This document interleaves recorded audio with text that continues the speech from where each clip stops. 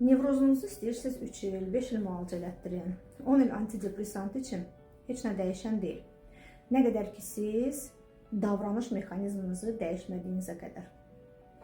Nevrozun əsas səbəbi olan davranış mexanizmləri. Çünki nevroz bilirsiniz nədir? Yaranmış situasiya, bir vəziyyət insanın xoşuna gəlmir və insan bu vəziyyəti ya qəbul etməlidir, ya da dəyişməlidir. Və nevroz odur ki, mən yaranmış vəziyyəti nə qəbul edə bilmirəm, nə də dəyişə bilmirəm. Ona görə də daxili konflikt yaşayıram. Ona görə də mən nevrozdan əziyyət çəkməyə davam edirəm.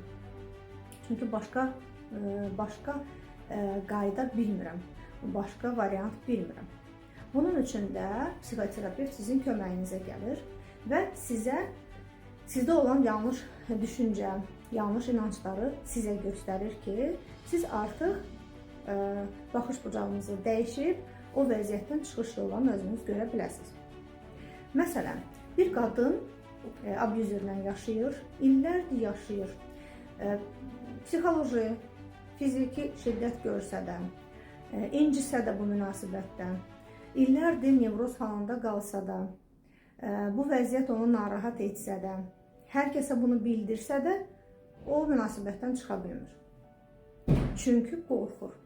Yeni həyatı necə olacaq, həyatın dəyişsə necə olacaq deyə və ya dəyişsə daha pis ola bilər deyə qorxur. Ona görə də həmin toksik münasibətdə qalmağa davam edir. Və psixoterapevtin işi burada nədən ibarətdir?